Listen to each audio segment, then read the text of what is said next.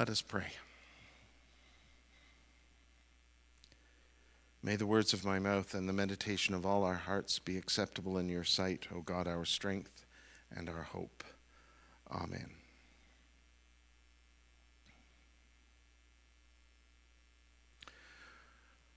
It's a big weekend. We've already addressed the whole thing with the Jays. That is what I mean. It's a big weekend. It's a big weekend because it's these 3 days that we tend to often only think of one. It depends on your tradition, really. Depends on your tradition. All Hallows Eve, Halloween, is clearly a big day for lots of people. And yes, it has become quite secular, but I'm not sure that's a bad thing. I'm going to talk about that in just a second. The point is that the point of All Hallows Eve is it's the day of preparation for what's next, which is All Saints on November the 1st and All Souls on November the 2nd. Again, depends on your tradition, but this is how that works. All Hallows Eve is a preparation for the next 2 days. All Saints is about remembering the saints of history, the saints that the church has acknowledged to be saints. And All Souls is about everybody else.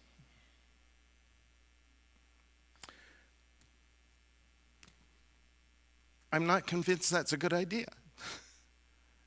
Halloween's a great idea, don't get me wrong. I think Halloween's awesome. I think it's a great community building opportunity. It's a great opportunity to live into what we're supposed to do, which is a stranger comes to your door and you give them things. Candy. But still, it's something. Candy. No one brought me candy? Fine. Whatever it is. The point is that there's a very easy way to interpret that, which is a stranger has come to your door. And even if it's someone you know, they're wearing a mask, right? So it's truly a stranger has come to your door. And you treat them with kindness. That's the point. But it's the preparation day for All Saints. And so All Saints is... Did you bring me a candy? You're a saint, Neil. You're a saint. Thank you. Does anybody understand why this is called a fun size? Because it's the least fun when it's so tiny. You guys didn't give out full size this year? I'm not complaining. It's very kind of you. Thank you. I have candy.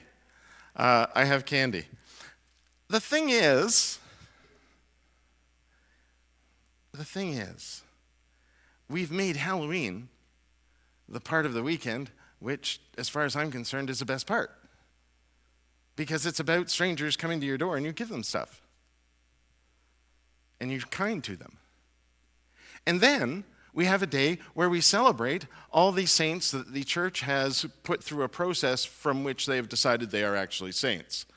Because there's criteria for being a saint. And then we have a day for the rest of you. Am I the only person who thinks that's wrong? But it's typical of religion, isn't it? Because religion, optimistically, is the structure that we as human beings put on our faith so that we can understand it better. Religion isn't from God, that's us. And it's our structure, right? Because we do that, we then have to have processes for things. We have to have ceremonies for things. We have to have rituals for things. We have to have criteria for things. And so we have criteria for what it means to be a saint. And particularly in the Roman Catholic tradition, there's a whole series of bars you have to pass in order to get to be a saint. In the old days, I have a feeling that was much easier because we just kind of went, these are the saints of the early days of the church. But now there's a whole process and criteria, which may well be why many Christian traditions have dropped the whole thing about saints. But again, very much like All Saints and All Souls, we've separated them out. We've pointed to somebody and said, that meets the criteria of being a saint. Whatever that criteria is, that's a saint. And that gives us the opportunity to put that person on a pedestal and set them apart from us. You know, the same thing we do with Jesus. We set him apart. When the point is that Jesus is trying to show us what we are and what we can be. The moment we set saints apart, just like the moment we set Jesus apart, we can go, I'll never be able to be that. So I'm not going to try. If instead we saw Jesus as an opportunity to see what's truly within us, and the same with in fact, I think that's what makes a saint, is somebody who can actually truly see that they are Jesus in the world. There's one more step yet. I'm coming to that. But that's the thing, is that the moment we point at somebody and say they're a saint, we've set them apart from us. And I think it ought to be an opportunity to bring them closer, to look closer. Because there's two ways you know a saint, isn't there? One is that you know about them, and the other is that you know them.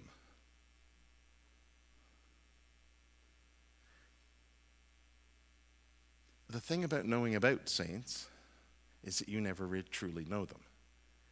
And then we run into that issue we always have with great heroes, right? Is that the moment you find out that your hero isn't perfect, it's a little bit harder to hold them up as a hero still, right? Except saints aren't perfect. Jesus isn't perfect. The point is they're all human. Jesus, in his humanity, tries to show us that we are also divine and that we should live into that. That's our disconnect from God, is that we've forgotten that we are also divine, not just of the earth, but of the Spirit of God. And the point of Jesus is to show us that. And so when somebody lives that, we go, wow, look at them, they're a saint. Or when they absolutely don't, we go, oh, look at them, aren't they a saint? Because we can use it both ways, you know. That's not what it's about. You are all capable of being saints. In fact, you already are. I guarantee you that there is someone, whether you know them or not, whether they say it or not, there is someone out there who thinks of you as if you're a saint. A hero. I know you want to say those two things are different, but they're not. The only thing that makes a saint different from a hero is that we put religion on it. We said they're holy. They're sacred. So are you. By the way, you are holy and sacred. You are a holy creation of God. What makes this place sacred isn't that we put the label church on it. It's that you are sitting in it. Because you are holy and sacred as a creation of God. And the Spirit of God is in you. That's what makes this place sacred and holy.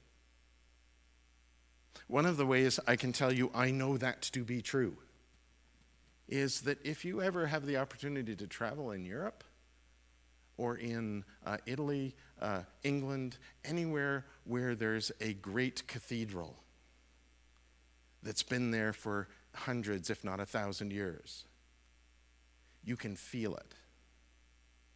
Because you don't just feel that, oh, isn't this magnificent architecture? You can feel the power of the people who have walked through there. Because that's what makes the place sacred. It's the people that were there. That's true of many natural places in the world too. Because it isn't how the structure was created, it's that you are there. because you are holy and sacred. So let's not be saying some people are holier than others, first of all. Secondly, I think one of the keys to how we should be understanding saints is in this passage from Luke, because it includes a very famous line that we all know and have heard before, because we call it the golden rule, right? Do unto others as you would have them do unto you. And that's not new. That's not new with Jesus. It's been around for a long time. Lots of cultures and traditions and religions have it. Almost all, in fact, if not all, because it makes perfect sense. The thing is, I think we have come to understand that as being something reciprocal. That I want you to do to me the way I want you to, so I'll do to you the way I want you to do to me, so that you'll do to me what I'm doing to you. If that didn't make sense, I'm not surprised, because it sounds crazy. But do unto others as you would like them to do to you, and then they will do to you, right? You'll change them, and they'll start to treat you better because you've been nice to them. Except that isn't what it means at all. And I think that's why Jesus uses it, in particular, in this instance. He started off with, you are blessed. And then he said, woe to you who have all the good stuff and everything's going great. Except I don't think he meant that. I don't think he meant, woe to you because you're going to get yours. I think he meant, woe to you if you think this is how it's supposed to be. Because it isn't, and it's going to change. Just like you are blessed because you are you, woe to you when you're not. Because it's going to change. And then he goes on to tell you how. Love your enemy. Love those who hate you. And he goes on after this too, by the way. There's more. And it's all those things that we think, oh, that's hard though, isn't it? Loving your enemy. It's hard. Loving people who hate you, that's hard because they don't love you and they stay your enemy. So it's hard. Sure it is. But changing them isn't the point. The point is you. The point is that you love and care for others. Not that you are doing it in order to get something back. This is the Jesus that teaches about unconditional love, remember? Because that's the love of God. God's love is unconditional. For us, generally speaking, love is not unconditional. We love in the hope that we are loved back. We do unto others in the hopes that they will do to us back. We'll get something out of it. And I think Jesus' point is precisely the opposite. Just like the unconditional love of God, the point isn't that you are necessarily changing others, it's that you are changing you. When you offer love and grace and compassion into the world, you are offering the good that is inherently in you. You are reconnecting with the Spirit of God that is in you. And that's the whole point of Jesus, to bring us back to that connection with God. So that we will know that we are truly inherently good. Experiences will try to teach us otherwise. Life sometimes will try to teach us otherwise. But that's why it's so important to remember that when you offer love and grace, especially to your enemy, to those who hate you, to those who treat you badly, to those who don't offer you the same love or grace in return, it isn't about them. It's about you.